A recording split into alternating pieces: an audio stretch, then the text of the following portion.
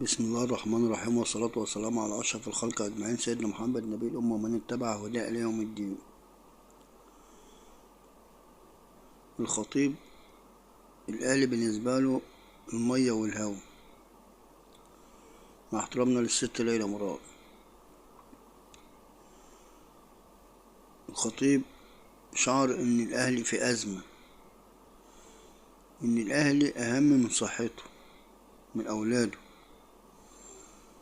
قطع أجازته ورجع يشوف في إيه في الأهلي. عمل محاضرة للعيبة قبل كده، ولا كأنك لم تكن، كأنك يا أبو زيد مغازيه. لعيبة بتتعالى على الكورة، لعيبة ما بتسعيش للكورة. متسعاش ليه؟ لعيبة بتترقص وهي واقفة تتفرج. أسهل لعيبة بتترقص في مصر لعيبة الأهلي، مع احترامي لهم يعني. لعيب عادي بيعدي من نص 4 لعيبة من لعيبة الأهلي. محمد هاني لعب شوط، والشوط التاني محدش عارف هو كان في الماتش. هل في تعمد من محمد هاني إنه ما يلعبش الشوط التاني؟ في لعيبة، هل هناك لعيبة نزلت تتعمد إن هي تقف؟ علامة استفهام.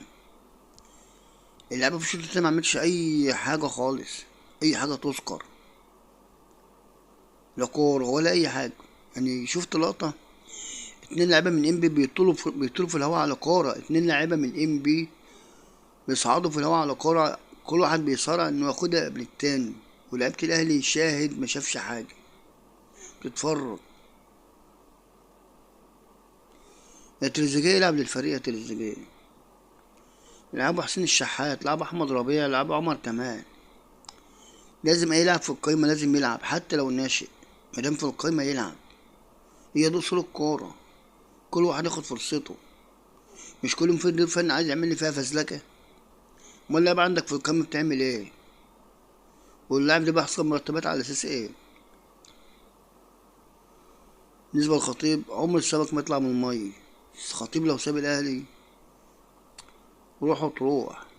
الخطيب الاهلي روحه وهواه وميته. نخش بقى. الاهلي لا يخسر الا بفعل فاعل، لا يمكن الاهلي يخسر الا بفعل فاعل. واحنا طول عمرنا معروفين على كده. تحكيم فاجر.